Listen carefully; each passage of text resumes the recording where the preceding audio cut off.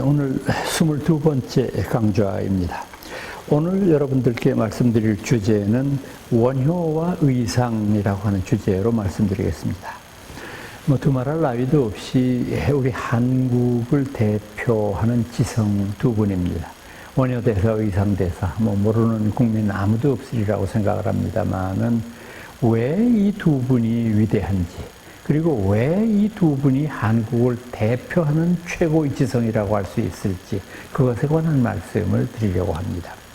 우선 원효와 의상은 거의 동시대에 살았던 분인데, 두 분의 호적을 띄어가지고 이제 그 두 분의 삶의 흔적들을 한번 직접적으로 비교를 해보겠습니다.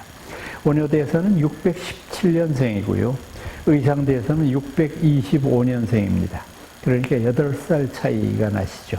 의상보다 원효가 8살 위인데, 그래도 동양에서 쓰는 걸로 보면은 10년 위아래는 친구가 될 수 있다고 그러지 않습니까? 그러니까 두 분이 거의 도반과 같은 그런 일로 지내셨다는 걸 알 수 있고, 다음 고향. 원효대사는 경북 경산읍 이제 암양군 불지촌이라고 하는 데입니다. 그 이름 자체가 불연이 있는 데네요. 불지촌이니까 거기에서 태어나셨고, 의상대사는 고향이 경북 경주시 황호동입니다. 또 이 두 분의 출신으로 비교를 해보면 원효대사는 6등급에 속하는 육두품입니다. 신라의 관등 몇 개였는지 기억나십니까? 모르시면은 지금 다시 수능 치면 다 떨어지세요. 17관등이잖아요, 신라가. 17관등이니까 육두품이라고 하면은 위에서 6번째. 조금 높은 것 같이도 느껴지실 수 있지만 그렇지 않습니다. 신라에서 진실로 귀족으로 대접받을 수 있는 분은 성골, 진골 그 두 계급이고, 나머지는 거의가 다 평민계급이니까 원효대사는 평민계급이었고, 의상대사는 진골 중에 진골입니다. 왕족이에요. 여르는 태종 무열왕과도 인척관계일 뿐만 아니라 문무왕과도 아주 직접적인 이제 아저씨 조카와 같은 그런 관계였기 때문에 정말 신라 사회에서 존경받는 그런 사람이었다고 볼 수 있습니다. 그런 면에서 보면은 원효와 의상은 신라라고 부르는 철저한 계급사회에서는 의상은 출세가 보장되어 있는 가문이었지만, 원효는 처음부터 출세가 불가능한 비천한 가문이었다고 볼 수밖에 없겠죠. 자, 이제 이 두 분이 이제 잘 아시는 대로 중국으로 유학 가기로 결심을 합니다. 그래서 두 분 도반이 이제 날짜를 정해서 중국으로 건너가려고 하는데, 그 당시 이 두 분이 중국으로 갈 수 있는 길이 뻔하지 않습니까? 고구려의 국경을 통과해서 이제 여동성으로 건너가는 방법이 있을 텐데, 처음에는 이제 그 길로 이제 두 분이 고구려 영토를 통과해서 지나가다가 고구려의 술라 맡은 군인들에게 간첩으로 오인되어서 체포가 되었습니다. 이게 이제 두 분이 고구려의 이제 감옥에서 2달 이상을 옥살이를 했어요.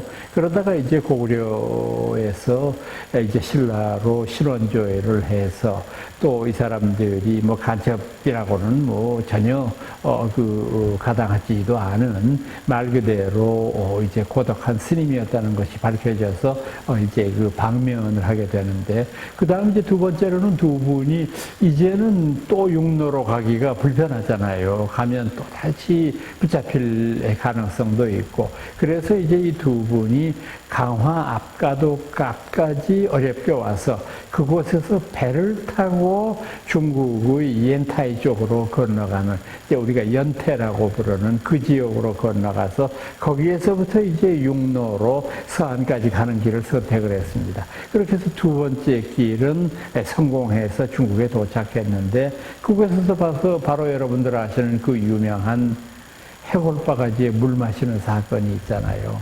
그래서 그 전날 밤 아주 캄캄한 곳에서 이것이 해골바가지에 고인 물인 줄 모르고 마셨을 때에는 그렇게 물이 달고 시원했는데 아침에 깨어나 보니까 이것이 세상에 그 해골에 고여 있는 빗물이었다는 것을 알게 되니까 구토를 하게 되고 막 견딜 수 없는 속이 뒤틀리는 것을 느끼면서 원효대사가 깨침의 오도성을 말씀하시지 않았습니까?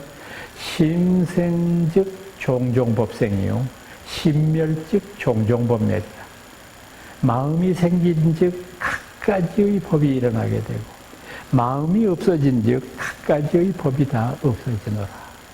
거기서 원효대사는 유학을 포기합니다. 근데 이제 다시 중국의 종남산까지 가서 지엄화상을 만난들 무엇하랴. 결국 모든 것이 마음에 있다는 것을 내 스스로 깨우쳤는데, 그러니까 나는 이제 중국 땅에서 종남산까지 가는 길을 더 이상 계속하지 않으리라. 나는 이제 돌아서리라. 하고 거기서 두 분이 작별을 합니다. 많은 사람들은 이 장면에서 돌아서는 원효에게 박수갈채를 보내면서 칭송을 하지만 혼자 남은 의상대사가 쓸쓸히 발길을 돌려서 중국 여행을 떠나는 데에는 냉담하죠. 여러분 한번 생각을 해보세요. 의상대사도 장하지 않습니까? 그래, 해골바가지 물 마신 건 자네가 마셨고 자네는 그 이치를 깨달았는데 나는 그거 못 마셨으니까 난 못 깨우쳤어. 나는 초지일관 내 화음에 대한 내 열정을 불태우고야 말겠다. 그래서 끊임없이 걷고 걸어서 서안의 외곽에 있는 종남산의 지엄화상을 찾아뵙습니다. 지엄 큰 스님이 전날 밤에 꿈을 꾸기를 동쪽으로부터 아주 형형색색의 아름다운 구슬이 자신 품에 와서 안기는 꿈을 꾸었습니다. 아침에 일어나서 시자들한테 당부했습니다. 오늘 귀한 손님이 올 듯하다. 절문을 활짝 열어놓고 아래 위로 저를 깨끗하게 청소하도록 해라. 시자들이 그저 뭣도 모르고 큰 스님 시키니까 그대로 했습니다. 과연 정오 무렵이 될 무렵 단아한 젊은이가 절문 앞을 들어섭니다.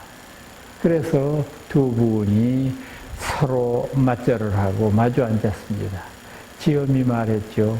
내 이미 그대가 올 줄 알았노라. 그리고서 두 분이 스승과 제자의 관계로서 화음의 오묘하고 깊은 진리에 대해서 법담을 주고받았습니다. 참 이 와중에서 정말로 지엄화상은 감탄했습니다. 이런 수준 높고 이런 도가 높은 젊은이가 동쪽에 숨어 있었구나.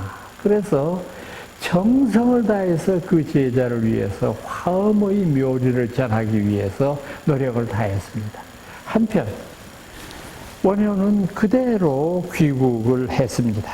그대로 귀국을 하고 난 다음에 원효가 했던 여러 가지의 행동들은 일상적인 입장에서만 말하려고 하면은 조금 상식적이지는 않은 일들이에요.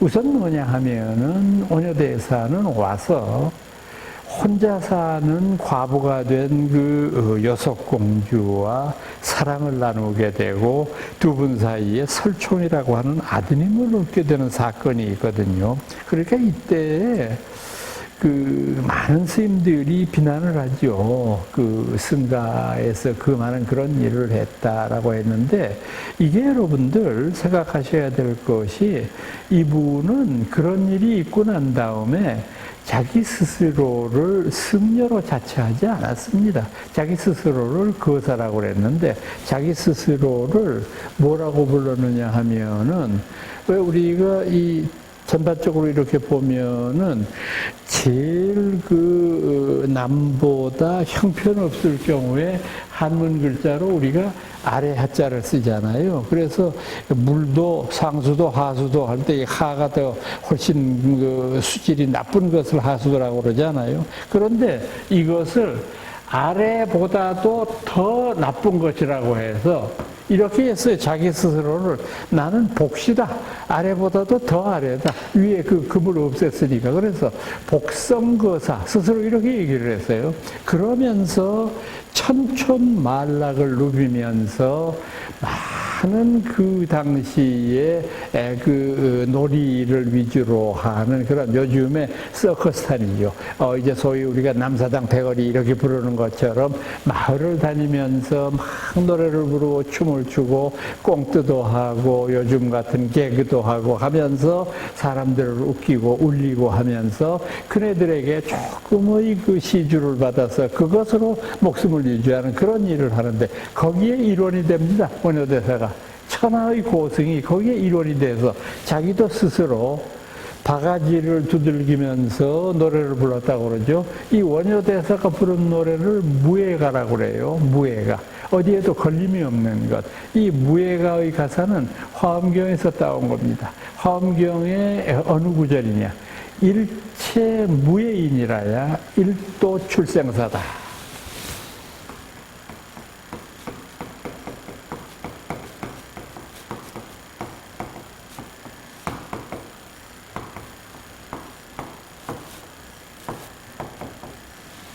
일체 무예인, 모든 것에 무예, 걸림이 없는 사람이라야 일도 한 길에서 나고 죽음의 바다를 벗어나는도다. 멋있잖아요. 똑같은 표현을 해도 이런 어떤 멋있는 것을 장구의 그 박에 두들겨서 노래를 부른다. 지금 이제 이것을 저희들은 뭘로 보느냐 하면은 원효대사의 대중불교적인 어떤 효소라고 법문이라고 저희들은 이해를 합니다. 그러니까 대중불교라고 하는 것은 귀족불교의 반대말이잖아요. 원효대사가 살고 있던 시대에 이미 귀족불교가 싹 트고 있었어요. 귀족불교라는 거는 뭐 여러분 얼핏 생각하기에는 성고리니 진고리니 이런 높은 사람들이 믿는 불교 이렇게 물론 그렇게 생각할 수 있죠. 그런데 불교의 교리 자체를 귀족들에게 유리하게만 해석하는 불교입니다. 자, 한번 생각해 보세요. 불교의 교리를 운명적으로 바꾸게 되면 어떻게 되느냐? 지금 귀족으로 사는 훌륭한 사람들은 전생의 좋은 업장을 지었기 때문에 지금 그렇게 사는 거야. 그 다음에 지금 고생하고 헐벗고 굶주리는 사람들은 전생에 악업을 지었기 때문에 그런 거야. 모든 건 운명이야. 이렇게 생각해 버리게 되면 기득권을 가지고 있는 이런 귀족 계급들을 옹호하게 되잖아요. 그리고 이런 분들이 불교를 믿는 이유는 뭐냐? 죽어서도 이 영화가 계속되어지이다. 이것만을 빌고 불교를 믿게 되는 거 아니에요. 그래서 휘황찬란한 금난 가사를 걸치고 주장자를 탁 짚고 높은 자리에 앉아서 이 도리를 아는가라고 하는 어려운 소리만을 하는 것이 불교 포교라고 생각하거든요. 그거 아니라는 거거든요. 원효대사 말씀은. 그게 불교 아니다. 불교는 가난한 자, 헐벗은 자, 어렵고 힘든 자 이들을 위해서 불교를 펴는 것이 올바른 일이다. 그래서 저희들하고 종교는 다릅니다마는 우리가 소위 해방신학의 창시자라고 부르는 본회퍼라고 부르는 목사가 있었어요. 나치 독일 치하에서 히틀러의 암살 계획에 동참했다가 사전에 발각이 되어서 총살형을 당한 목사입니다. 그 본회퍼가 목사 설교집 가운데 나를 따르라라고 하는 설교집이 있는데 거기 이런 말이 있어요. 여기 술 취한 운전수가 몰고 가는 큰 화물차가 있다고 가정을 하고 술 취했어요. 그런데 그 길 바로 한복판에 철없는 어린아이들이 모여서 놀고 있다고 가정을 하죠. 만약에 그때 당신이 진실한 종교인이라고 한다면 당신은 어떻게 할 것인가? 여러분들도 한번 생각해 보세요. 어떻게 할 것인가? 여태까지 종교가 했던 일은 뭔가? 아이들 시체를 부여잡고 울면서 요단강 건너가 만나리 그거 합창했던 거 이외에 한 게 뭐가 있느냐? 그러나 미래의 종교는 그런 일은 필요 없다. 미래의 종교는 어떻게 해야 되느냐? 그 술 취한 운전수를 총으로 쏴 죽일 수 있어야 한다. 그것이 종교의 진실한 진리이다. 아주 혁신적이잖아요. 그리고 굉장히 도발적이고 거기에서부터 이제 소위 해방신학이라고 하는 것이 싹 트게 돼요. 보르헤파가 그 효시가 되는 거죠. 그러니까 그런 논리로 봤을 때 원효대사는 불교가 그 고귀한 고승들의 언설 속에 있는 것 절대 아니고 불교가 귀족들 몇몇이 믿으면서 소리 크기 때문에 절에 많은 보시를 하는 것, 이게 불교의 진짜 목표가 아니다. 많은 민중들을 위한 불교가 돼야 된다. 그걸 웅변으로 표현한 것이 아까 말씀드렸던 바가지 두들기면서 부르는 노래였던 것이라고 봅니다. 그런 의미에서 저는 이 원효대사는 말 그대로 대중불교의 효시라고 부르고 싶어요. 그래서 이 원효대사의 가르침을 아주 한마디로 요약한다고 하면 어떻게 되느냐 하면은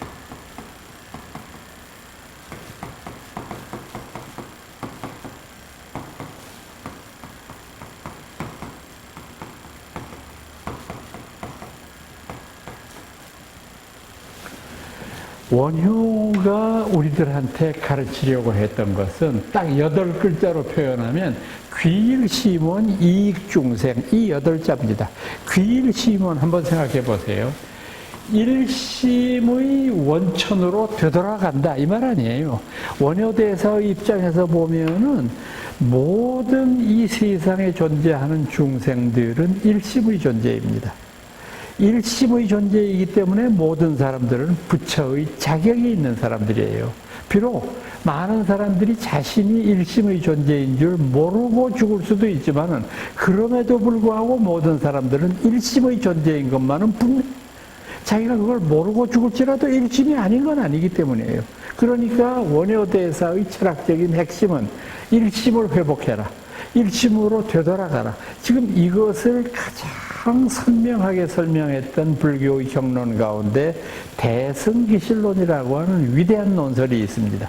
대승기실론에서는 이렇게 설명을 합니다. 일심의 이문이 있다. 이 일심이라고 하는 데에는 두 가지의 각각 다른 문이 있다. 일심의 첫 번째 문은 뭐냐? 진여문이다. 진여. 참진자 같을려자. 참되고 한결같은 것이 있어. 이 참되고 한결같다고 하는 말은 뭘까? 모든 사람들의 마음 본성에 있는 깊고 그윽한 본래의 마음이야. 근데 이 진여의 마음은 이언, 말을 떠난 거야. 언설로서 설명할 길도 없고 언설로서 이해할 길도 없어. 오로지 그저 우리가 일심의 존재라고 하는 것을 마음에서 마음으로 느끼고 또 마음을 수행해서 마음을 통해서 얻는 것이지 이걸 말로 표현할 수는 없어. 그렇지 않습니까? 늘 우리가 종교적인 진리를 말로 표현할 수 있다고 생각하는 것은 어불성설이에요. 부처님이 말씀하셨던 염화시중의 미소라는 게 바로 그걸 두고 하는 말씀이잖아요. 여러분, 제가 지금 물을 한 모금 마셨습니다. 여러분들 중에 어느 분이 저한테 물었어요. 그 물맛이 어떻던가요? 제가 이걸 어떻게 말로 설명하면 좋겠습니까? 이 물이 우선 맹물인데 온도는 미지근하지도 않고 아주 차지도 않고 그 중간쯤 되고 맛이 무슨 맛이 물맛이지요. 표현할 길이 없어요. 그냥 단순한 방법은 여러분들이 와서 이거 한 모금만 마셔보면 알아요. 그러니까 이 진여의 마음은 분명한 우리들의 본래의 마음이지만 설명할 길이 없어요. 그러면 일심의 두 번째는 뭐냐? 그건 생멸문이에요. 생멸이라고 하는 건 뭐냐? 나고 죽고 하는 것을 되풀이하는 거 아닙니까? 그러니까 나고 죽고 하는 것을 되풀이하는 이것은 이연이 아니라 의연이에요. 그건 말로 못할 바가 없어요. 말로도 할 수 있어요. 이럴 때는 마음이 움직이고 이럴 때는 마음이 어떻고 하는 거 다 설명하죠. 그러니까 일심 이문 가운데 생멸의 마음을 우리 보통 사람들은 나의 본래 마음이라고 착각을 하는 거예요. 그런데 비록 언설로서 표현할 수는 없지만은 그 말을 떠난 고요와 침묵 속에 있는 진실한 마음, 그 진여의 마음을 깨닫는 것이 우리들이 불교 공부하는 목표라는 거죠. 이렇게 설명을 합니다. 그래서 기실로의 설명대로 그 일심의 원천을 되돌아간다고 그랬으니까 이렇게 회복한다는 말이잖아요. 귀라는 거는 되돌아간다는 뜻이 있잖아요. 고향으로 되돌아간다 했을 때 우리가 귀향 이렇게 얘기를 하잖아요. 부처님께 귀의한다라고 했을 때도 부처님께로 되돌아간다. 왜? 우리가 그분으로부터 왔으니까. 부처님의 가르친 진여의 세계에서 왔으니까 우리 죽으면 어디로 가느냐? 그 일심의 원천으로 되돌아가는 거예요. 그러니까 이렇게 설명하려고 하는 것이 귀일심원의 원칙인데 이것을 가장 잘 설명한 원효대사의 저술이 뭐냐면 앞서 인용해드렸던 대승기실론 소 그리고 그것으로 부족했던지 그 다음에 또 대승기실론 별기 또 다시 쓰셨어요. 그래서 후대의 불교학자들이 대승기실론 소, 대승기실론 별기 이 둘을 합해서 대승기실론 해동소 이렇게 부릅니다. 원효대사가 해동 사람이니까 또 이 동쪽에 있는 한국이라고 하는 나라 사람이니까 그곳에서 한 것을 쓴 것입니다. 그래서 이것을 설명한 것이 그분 철학의 핵심이다. 그 다음에 이익중생. 이건 원효대사의 불교 실천적인 면 아닙니까? 아주 원리는 단순합니다. 우리가 이 세상을 살아가면서 꼭 명심해야 되는 것은 내가 지금 하고 있는 언행, 말하는 것과 나의 행동이 나 이외의 다른 중생을 이롭게 하는 것인가 불행하게 하는 것인가를 당신 그대가 판단해 봐라. 만약에 내가 하는 일이 지금 남에게 해를 끼치고 남을 불편하게 하는 일이라면 아무리 큰 이익이 보장된다고 할지라도 해서는 안 돼. 거꾸로 지금 내가 하는 일이 많은 이에게 이득을 줄 수 있는 일인데 해봐야 이거는 크게 이득 볼 일은 없어. 그래도 포기하면 안 돼. 많은 이들에게 줘야 되니까. 그러니까 이건 부처님 말씀대로 표현을 하면은 보다 많은 이익을 중생들에게 주기 위해서, 보다 많은 행복을 중생들에게 전하기 위해서, 이게 이익중생이잖아요. 이익중생의 반대말이 뭡니까? 손해중생이잖아요. 하는 일마다 중생에게 손해를 끼치는 이런 일을 해서는 안 되겠다. 그래서 저는 제 제자들한테도 늘 강조한 것이 있었습니다. 졸업을 앞두고 제자들 참 마음이 싱숭생숭하고 뭐 다행히 취업이 된 학생들도 있지만 이제 직장을 찾아야 될 사람들인 경우에 여러 가지의 조건을 맞춰보겠죠. 제가 생각하기에는 요즘 젊은이들이 직장을 찾는 것은 역시 보험금 많이 주는 데를 제일 먼저 이제 선택하는 것 같고 그 다음에는 노는 걸 얼마만큼 보장하느냐. 이제 그 토요일, 일요일로 오는 거는 기본이겠지만은 그 다음에도 다수의 뭐 52시간 일주 그 노동 시간을 철저히 지키는 건지 사실 뭐 그것이 제가 보기에는 법으로는 그렇게 정해져 있다고 하지만 제 주변에 있는 큰 회사들을 보면은 9시 출근해서 6시 퇴근하는 직장 별로 못 봤어요. 이미 집에서 6시, 6시 반에 나가서 8시 이전에 회사에 나가 있고요. 6시 퇴근하는 사람 저 못 봤어요.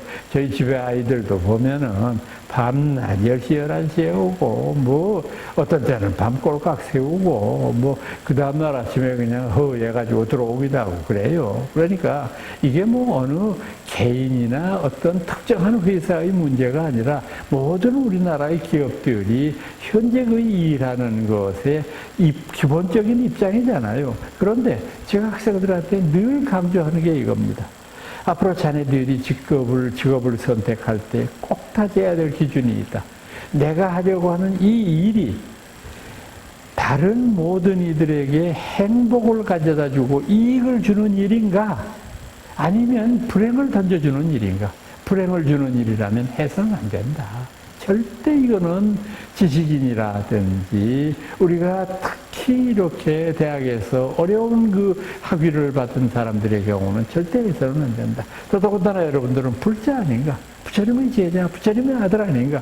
그런데 부처님의 아들들이 이런 잘못된 판단을 해서 돈 몇 푼 더 준다고 그쪽으로 기울고 나쁜 일 하는 거는 에이, 다 다른 사람들 나쁜 일 하는데 난 뭐 부처님이 눈 감아 주시겠지. 이렇게 적당히 넘어가려고 생각해서는 안 된다. 이게 판단의 기준이 돼야 된다. 저는 그것을 30년 동국대학 교수 생활하면서 늘 강조했습니다. 물론 제 말을 제 제자들이 다 듣는 건 아니겠지만은 그래도 간혹 가다가 요즘도 제자들한테 연락이 왔을 때 저는 그때 정말 교수 되기를 잘했다 싶어요. 오랜만에 찾아오거나 또는 오랜만에 문자나 전화를 통해서 저 교수님 가르침 잊지 않고 있습니다.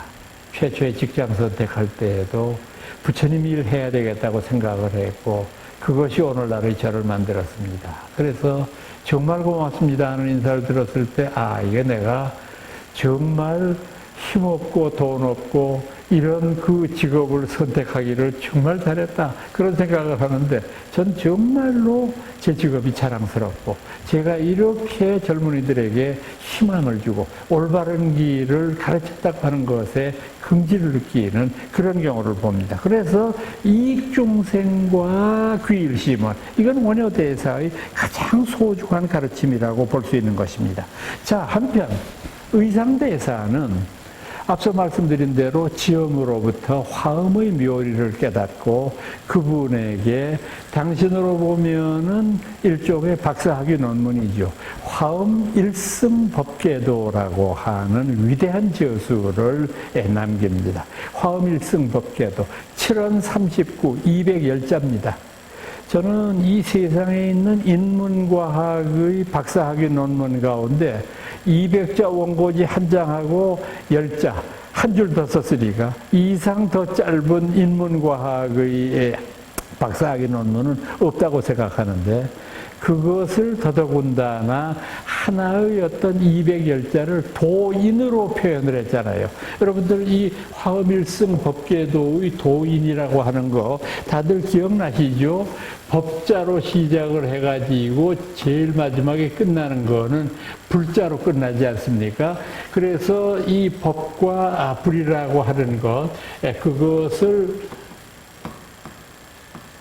가운데 라인을 그어가지고 법성 원룡 무이상 제법부동 본래적 무명상 절일체 정지소지 비여경 진성심심 불시다 일체심승 법이여시 일체준시 법이여시 일중일체 다중일 일직일체 다지일 일미진중 함시방 일체진중 여계시 무량원급직일념 일념즉시 무량급 구세식세 호상즉 잉불잡는 격별섬 초발심시 변정각 생사일반 상공화 이사명현 무분별 시불보현 대인격 능인해인 삼매중 번출려의 불사이 우보익생만호공 중생수기 득이익 시고행자 환본제 파식망상 필부득 무연선교 차계의 귀가수분 득자작 이다라니 무진보 장흥법계 실보전 궁좌실제 중도상 구례부동 명의 불 이렇게 끝나잖아요. 그래서 법으로 시작해서 불로 끝나는 이게 이제 우리나라에서는 법성계라고 통상 부르는 거 있지 않습니까? 그래서 이 법성계라고 하는 아름다운 도장 모양의 도인까지 만들었어요. 그러니까 그래서 이게 사람 머리에서 나왔다는 게 정말 있을 수 있는 일입니까? 이거를 또 이어르는 하나하나 설명을 다 했어요. 왜 법자에서 시작해서 불자로 끝났는지, 왜 내구탱이의 이 도인의 모습이 똑같은지, 이것은 사섭을 상징하기 위해서 그랬다.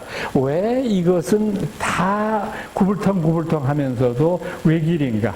일심으로 공부하게 되면 일승의 원천을 회복하기 때문에 바로 그것은 외길로 표현했다. 그 하나하나의 중대한 의미를 주는 아주 어려운 그런 법성계를 완성시켰는데 정말 이것은 제가 보기에는 사람으로서 이룩할 수 있는 가장 완벽한 인문과학의 완성이라고 저는 생각을 하는데 그래서 이분은 스승의 뜻대로 화엄의 제3대조가 되는 것이 마땅합니다. 이건 뭐 누가 보든지 마땅한 일인데 중국 사람들의 입장에서 봤을 때 의상대사는 신라 사람이고요.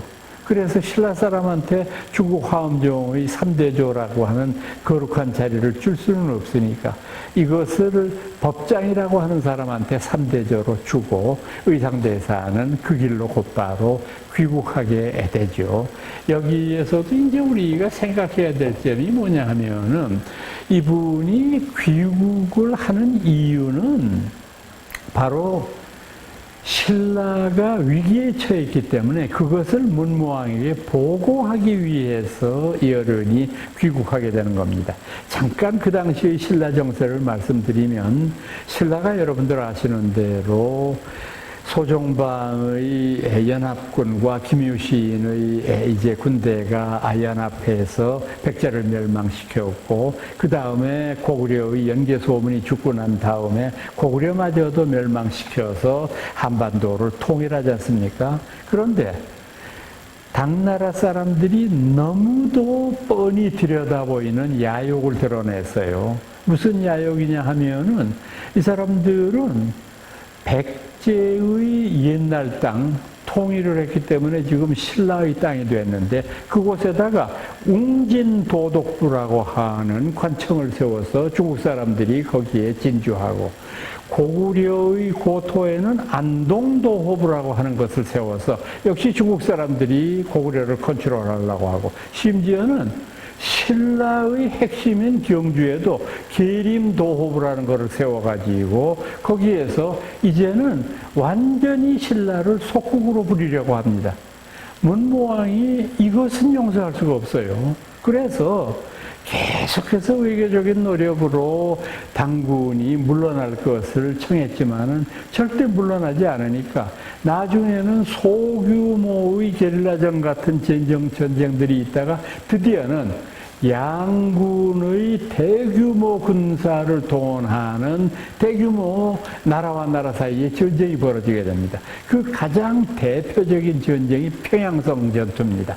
이 평양성 전투에서 당나라의 군사와 신라의 군사들이 양측이 10만이 넘는 군사를 동원했으니까 거의 국력을 다 기울인 전쟁이었다고 볼 수 있어요. 이 전쟁에서 신라가 승리하거든요. 그래서 당나라를 완전히 우리의 국토 밖으로 쫓아내게 됩니다. 그때가 중국의 당나라 태종일 때인데 이 태종이 당나라의 20만 대군이 신라군에게 참패했다는 소식을 듣고 하늘을 두고 맹세를 합니다. 내가 신라와 더불어는 같은 하늘을 이고 살지 않겠다. 내가 저 적들을 없애기 전까지는 내가 절대 저들의 죄를 묵고하지 않겠다. 그래서 1년 사이에 군대를 조련해가지고 30만 대군을 일으켜가지고 신라를 그냥 덮어버리기 위해서 이번에는 육로가 아니라 해로로 진출을 합니다. 중국의 칭다오 부근에서 배를 띄워가지고 그 함선이 황해바다를 가로질러가지고 한반도의 강화에 착륙해서 한반도를 쑥대밭으로 만들 계획을 세우고 그것을 시작에 옮겼던 겁니다. 그러니까 중국에서 종남산에서 공부하시던 의상대사가 그 정보를 입수했거든요. 그 옛날에 이런 소중한 정보는 그때 무슨 SNS가 있었던 것도 아니고 무슨 전화기가 있는 것도 아니고 이건 사람이 오고 가는 수밖에 없는 거예요. 그런데 사람 중에서도 다른 아주 익숙하지 않은 첩자들은 붙잡혀서 모진 고문 끝에 자백을 할 수가 있지만 스님들은 그런 위협에서 많이 벗어나 있거든요. 그러니까 의상대사가 귀국을 결심합니다. 내 문무왕한테 이걸 보고해야 되겠다. 그래서 서둘러 귀국을 합니다.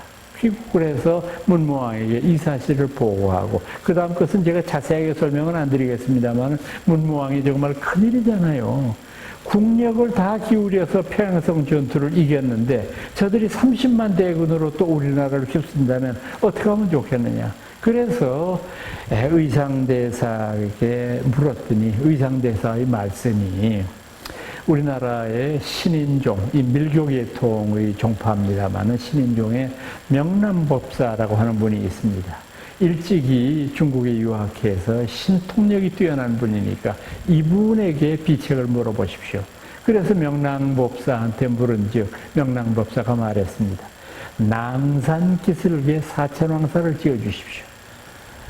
경주 낭산이라고 하는 산은 경주의 남산에서 불국사로 가는 통로에 있는 야트막한 산입니다.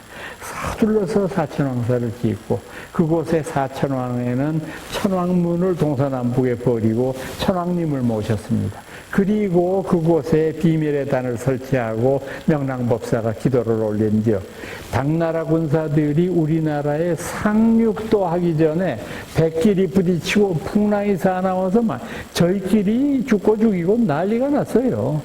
그래가지고 이거 이상한 일이다. 빨리 이거 하룻밤 쉬고 와야 되겠다. 두 번째인데 또 그래요.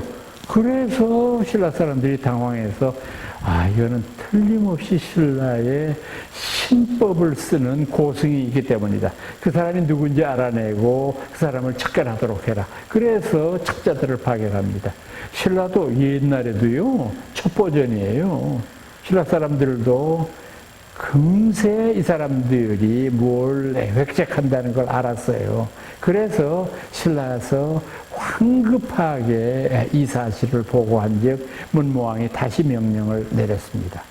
적을 교란시키는 방법은 적에게 거짓을 믿게 해서 이게 사실이 아닌데도 불구하고 사실로 믿도록 해야 된다. 그래서 서둘러서 경주 서라벌의 외곽에다가 절을 지었습니다. 그리고 사방에 소문을 냈습니다. 뭐라고 소문을 냈느냐 하면은 우리가 삼국을 통일할 수 있었던 것은 중국 사람들의 도움 때문에 가능한 일이었으니까 이제부터 우리가 중국 황실의 평화와 안녕과 건강을 기원하는 그런 기도를 올리도록 하자라고 하면서 그곳에서 백성들을 모아서 중국 황제를 위한 그런 기도를 올리기 시작했습니다.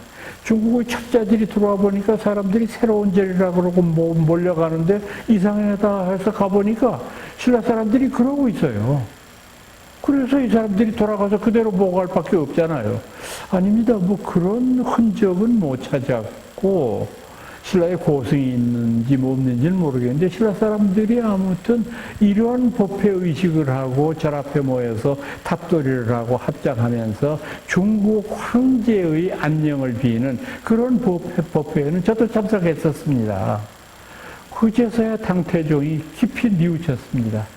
내 생각이 짧았구나. 내가 상대방의 우애를 원수로 갚으려 했으니 하늘이 나에게 천벌을 내리는 것은 당연한 일이구나. 그래서 군대를 바로 해산시키고 그 다음부터는 신라와 화친해서 어떻습니까? 바로 그때부터 시작해서 고려의 500년에 이르기까지 무려 1000여 년 가까운 세월을 중국과의 갈등은 없었거든요. 나중에 원나라의 몽고가 침입하기 이전까지는 전혀 갈등 없이 지냈으니까 참 이 명랑법사가 위대한 분이지만은 의상법사의 공로가 크지 않습니까? 거기에 또 한 가지 우리가 첨가해야 될 부분은 뭐냐면 의상대사를 사모했던 중국 여인이 있어요. 그 여인이 참 어떤 연유로 의상대사와 이제 그 사모의 싹이 트게 됐는지는 정확하지 않습니다만은 어찌되었건 간에 그분의 이름이 선묘거든요. 선묘라고 하는 분이 의상대사를 사모했는데 의상대사가 중국에 처 유학 떠났을 때 이 선묘의 집이 아마 그 화주, 이제 불교 신자의 집이었을 거예요. 잠깐 한마디 더 보태면 옛날에 고승들이 중국 유학을 가거나 했을 때 어떻게 갔을까요? 이 사람들이 생각을 해보세요. 지금처럼 호텔이 있으면 아주 간단한데 호텔이 있었을 리가 만무하고 그러면 가는 데마다 집집마다 가서 들러서 하룻밤 신세 집시다. 그건 말이 안 되는 소리거든요.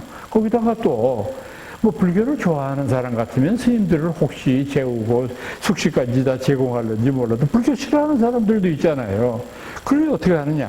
옛날 사람들은 자기가 이제 중국 유학을 이렇게 가려고 했을 때, 자, 의상대사처럼 생각을 하면은, 자, 우선 요동성에서 출발을 하게 되면은, 제일 먼저 닿는 곳이 어디다. 그 제일 먼저 닿는 곳에서부터 시작해서, 다시 하루 이제 100리 정도 걷는다고 보면, 100리에 도착할 때는 어디고, 그 다음에는 중간에서 하루 산속에서 지내는 수밖에 없다. 200리를 가야 되니까. 그래서 가게 되면 어디고. 요 머무는 지점마다 자신이 머물 수 있는 불자들의 집을 찾아가지고 그 집을 메모를 하고 거기에 서신을 다 넣어가지고 이분은 신라의 어느 분인데 불교 공부를 하기 위해서 가시는 분이니까 좀 부탁합니다 라고 해서 보내면 그 편지 서신을 보고 화주가 정성껏 모시는 이렇게 했던 거거든요. 그러니까 그 화주의 집의 따님이 선묘였어요.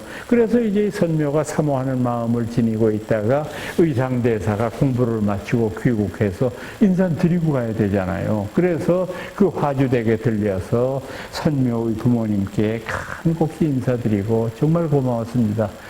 그 여러 화주님들 덕분에 제가 공부를 마쳤고 이제 고국으로 귀국합니다 하고 배를 타고 돌아가는데 선묘가 공교롭게도 9년의 세월을 기다리다가 그때 마침 일이 있어서 바깥에 나갔다 들어와 보니 아이고 의상대사가 다녀갔다는 거예요. 참 천추의한이라는 게 이걸 누가 하는 말 아니에요. 얼른 의상스님 실은 배를 향해서 맨 발치에서 바라보니까 이미 의상스님의 배가 저 멀리 떠나고 있습니다. 그때 선묘가 절벽 위에서 합장하고 결심을 합니다. 만약 부처님께서 영험스럽다고 한다면 제가 지금 목숨을 끊어서 내 생에서라도 의상대사를 지키는 호국의 용이 될 수 있도록 해주십시오. 그리고 벼랑에서 몸을 던집니다. 그래서 바로 이 선묘는 용이 되죠. 당신의 원대로. 그래서 의상대사에 관련되는 그 그림책을 보면은 의상이 귀국하는 뱃머리에 용이 포효하는 모습이 보이는데 그게 바로 선묘가 환생한 겁니다. 그래서 이제 신라로 와서 이분이 부석사에서도 선묘의사로가 있는 거 잘 아시죠? 선묘정이라는 게 있지 않습니까? 부석사에 가면 선묘우물.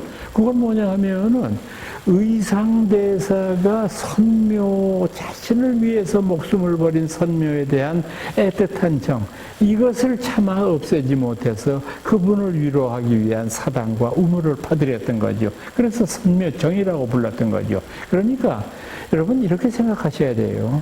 선묘에 대한 사랑이 의상대사에게 없었느냐? 저는 있었다고 봐요.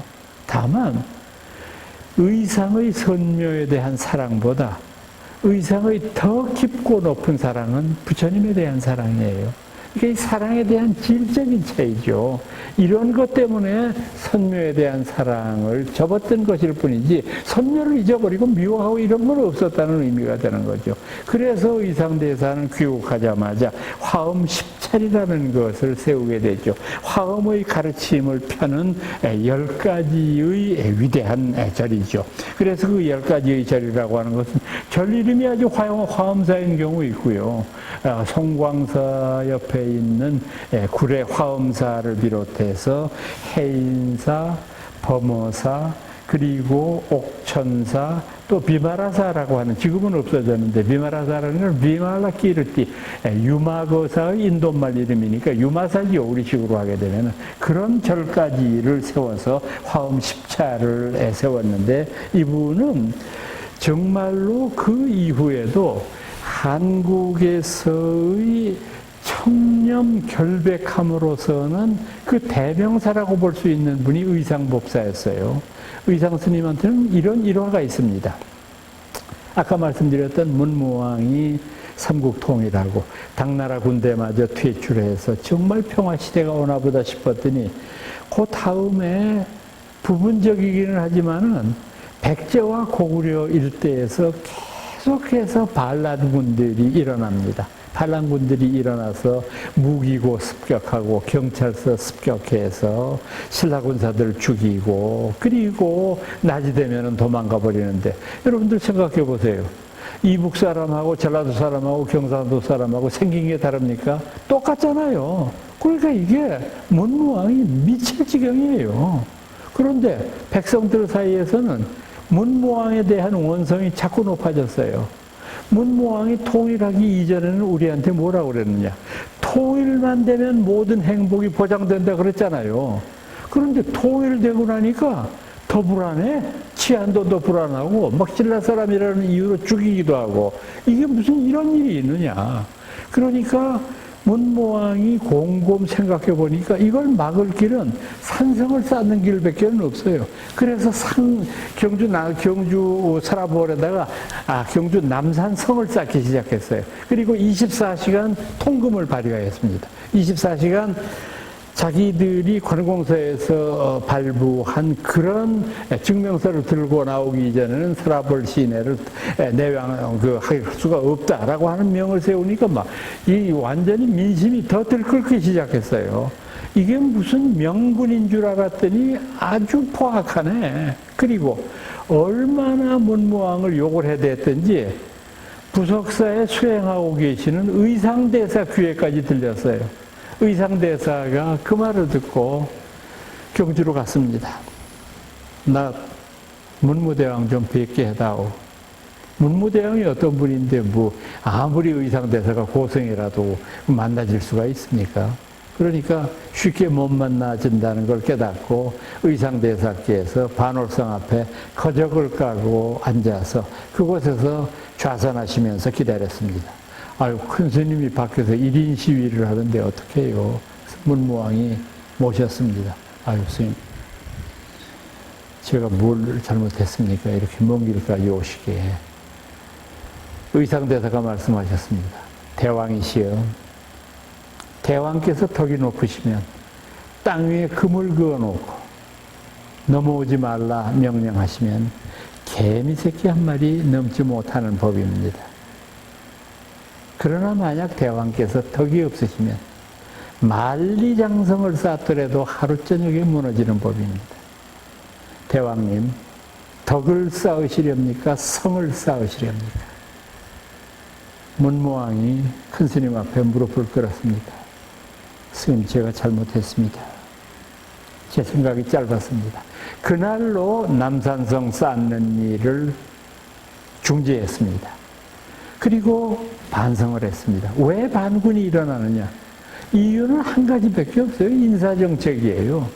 문무대왕이 백제나 고구려의 옛날 땅에 전부 군수라든지 도지사라든지 이 직함을 신라 사람으로 임명을 했거든요. 왜 그 지역 사람이 임명하면 잘못될 일이 뭐가 있습니까?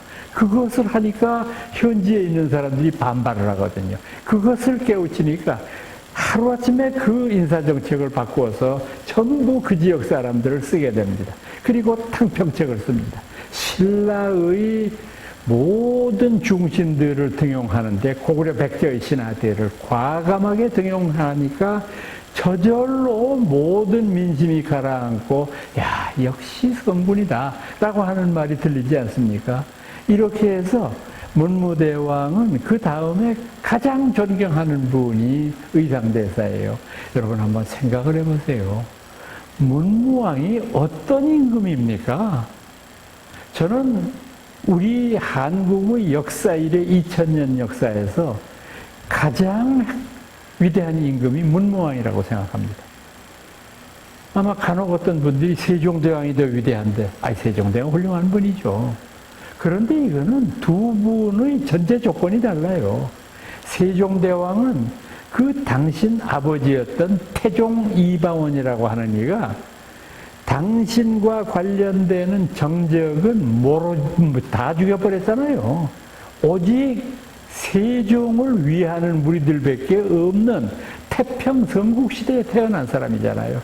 근데 문무왕은요, 백제와 싸워야 되고 고구려와 다퉈야 되고 백제 고구려를 굴복시키니까 당나라하고 싸워야 되고 당나라를 굴복시키니까 내란이 일어나고 정말 숨가쁜 그 시기를 오로지 정치하는 기술과 그리고 진정으로 국민을 위한 마음 하나만으로 버텨낸 사람이거든요.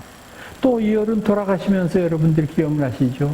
돌아가시면서 이분 지의법사하고 한 말씀이 아직까지 전해집니다. 지의법사와 두 분이 모처럼 한가한 시간을 맞아서 농담을 주고받았던 모양이죠. 법사님, 나는 죽으면 용이 되고 싶어요. 지의법사가 말씀하죠. 아유, 대왕님, 용이 아무리 신령스러운 동물이라고 하지만 그래도 축생 아닙니까? 대왕님같이 위대하고 훌륭한 분이 축생으로 다시 태어난다는 것은 옳지 못한 일입니다. 아주 그냥 120%의 아부를 했습니다. 그랬더니 문무왕이 말씀하셨습니다. 대사님, 저는 세속의 영화를 초계처럼 여긴 지 오래입니다. 제가 아무리 위대한 왕이라고 할지언정 죽고 나면은 오로지 한 줌의 흙을 보태줄 뿐입니다. 대사님, 제 말씀을 꼭 주변 사람들한테 전해 주십시오. 저는 부처님 제자이기 때문에 죽고 난 다음에 화장해 주십시오. 그래서 제 뼈를 동해에 묻어주시기 바랍니다. 뿌려주시기 바랍니다. 그러면 저는 죽어서도 호국대령이 되어서 외적들의 침입으로부터 우리 한반도를 지키는 용이 되겠습니다. 참 위대한 분 아니에요?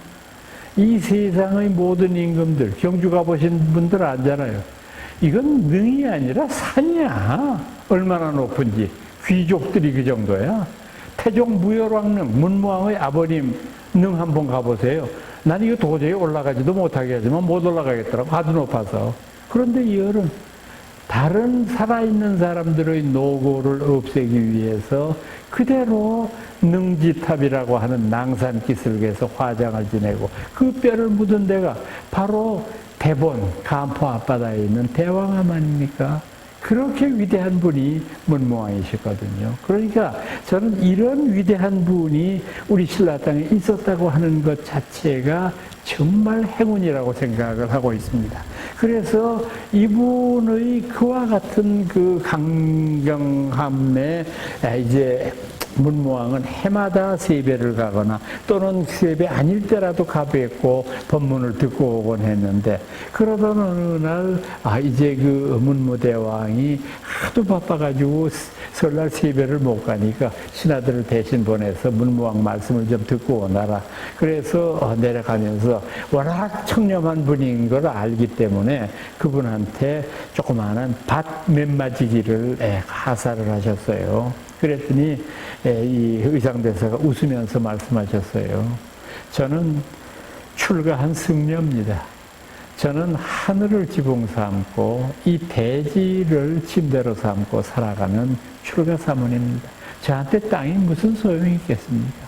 만약에 저한테 구태의 이 땅을 주신다면 저보다 못한 다른 사람들을 위해서 이 땅을 나눠줘도 되겠습니까?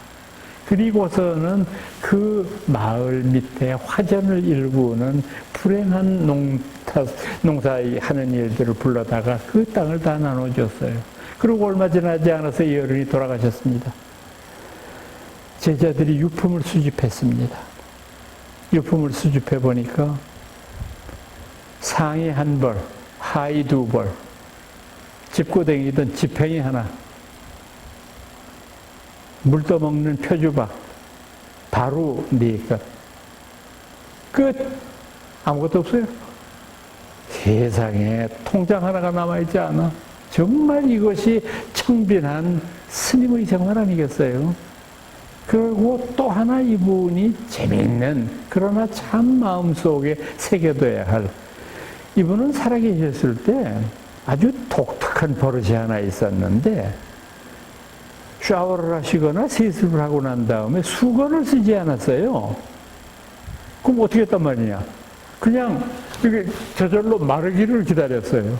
그 왜 그러냐고 제자들이 물었더니 수건의 한 올 한 올도 시주들의 피땀으로 만든 것이고 이걸 자꾸 쓰게 되면 닳게 되고 닳게 되면 이것이 결국은 걸레가 될 것이고 걸레도 닳게 되면 이것이 버리게 될 텐데 무엇 때문에 그런 낭비를 하는가? 이걸 세예법이라고 그래요. 수거를 쓰지 않는 참 이런 청렴 강직한 스님이었다.